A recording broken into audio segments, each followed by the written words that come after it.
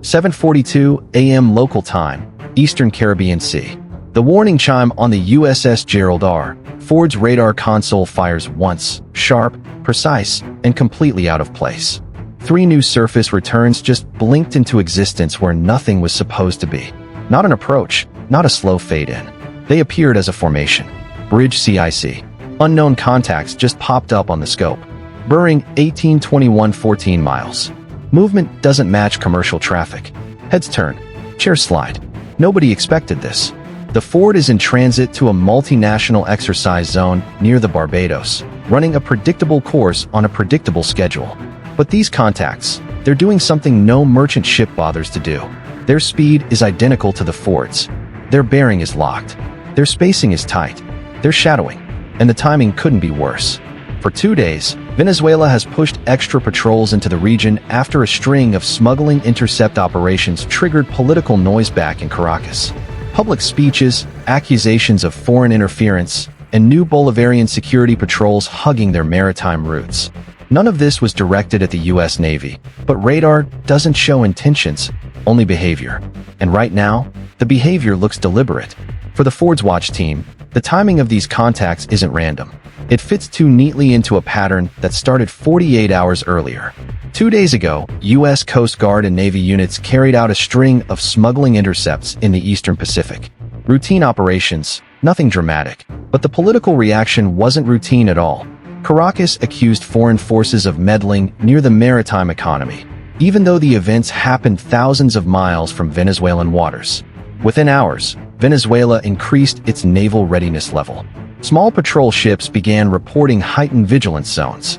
State media praised new Bolivarian security patrols, and AIS gaps along their coastline suddenly grew wider. None of that pointed to aggression, but it did point to a navy that felt watched, cornered, or misunderstood. And that's where misunderstandings at sea begin. On the Ford, the tactical action officer flips through the overnight intel digest. Multiple entries stand out. Venezuelan offshore patrols extended further east than usual. Their maritime patrol aircraft flew irregular tracks near Trinidad's corridor. Several coastal radar buoys were activated that hadn't pinged in months. None of it threatened the Ford. None of it required action. But it did mean one thing. Venezuela was nervous enough to put more sensors, more eyes, and more steel into the water. And when a navy sails while feeling cornered, even routine traffic stops looking routine on radar. Force captain says it quietly, almost to himself. Nothing they did was aimed at us. But the ocean doesn't care about politics. On radar, the 3 contacts hold formation. No drift, no deviation. They're waiting. The 3 unknown contacts don't act like ships passing through any busy corridor. They act like ships that already made up their mind.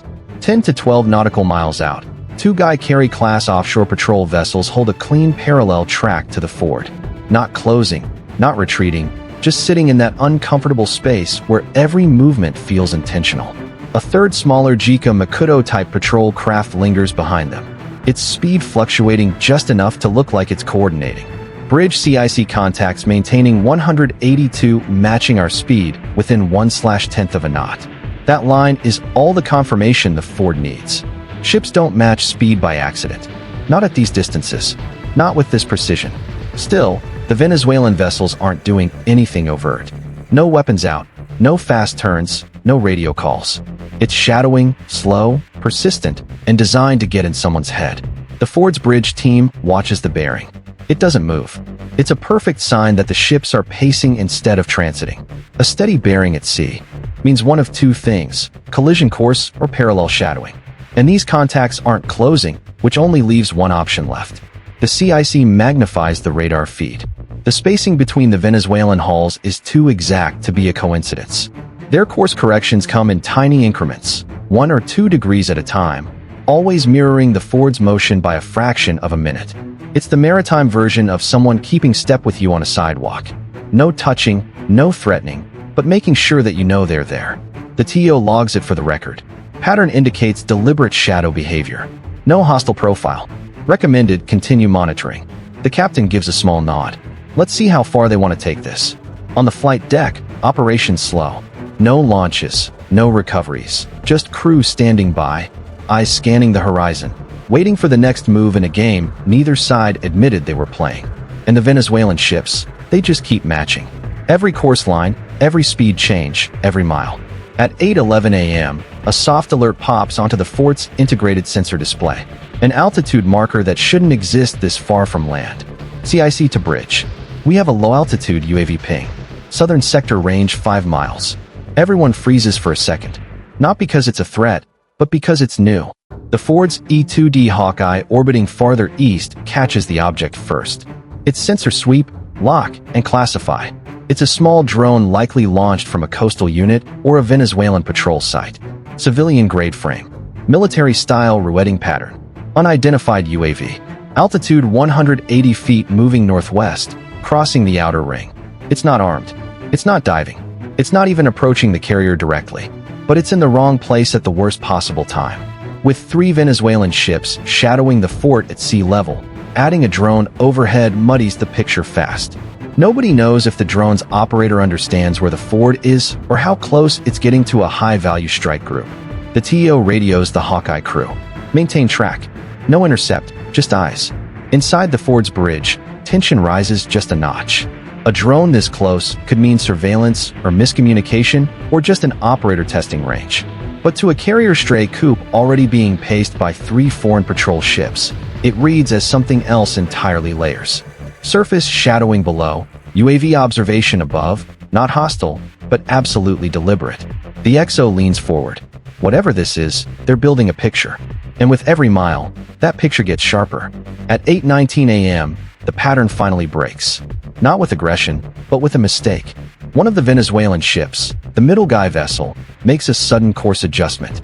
Not a smooth drift, not a gentle correction. A sharp, purposeful turn that slices diagonally across its previous track. Bridge CIC contact to altering course 20 degrees starboard toward our lane. The bridge falls silent. That turn is too tight, too fast, and far too poorly timed to be routine, but it doesn't look like an attack either. The speed stays low, sensors remain cold, and its sister ships don't follow. The TO scrolls through the intelligence notes again. One detail jumps out. Venezuela activated several coastal radar buoys earlier in the week. Old, inconsistent units with limited accuracy beyond short coastal ranges. If one of those buoys fed bad positional data to the patrol ship, it could easily cause this. A navigational correction based on a false fix. A correction that now looks like a cutoff attempt. The FO calls it out. Range decreasing. New bearing holds steady. If it continues on this line, they'll cross ahead of us. That's not bad seamanship. That's a safety violation. Only now does the USS McFall, one of the Ford's escorts, slide into the picture. Not aggressively, not at speed, but just enough movement to show that she's paying attention. The TO lifts the Mike McFall position. For soft intercept. No signals, no warnings. A soft intercept means one thing: interpose without escalation. As McFall angles outward, the Venezuelan ship continues its misguided turn, likely following the faulty buoy's corrected track line. The Ford's captain watches the range countdown. Let's hope they realize what they're doing, because one more degree of turn and this stops being shadowing and it becomes a collision problem. At 8:23 a.m., the situation reaches the point every carrier captain trains for but hopes never has to see. The Venezuelan patrol ship, the same one that made the abrupt turn, is now drifting far closer than any vessel should be to a nuclear-powered carrier the size of a skyscraper on its side. Bridge CIC contact inside 1.5 nautical miles continuing to close. That's not just close. That's inside the Ford safety bubble.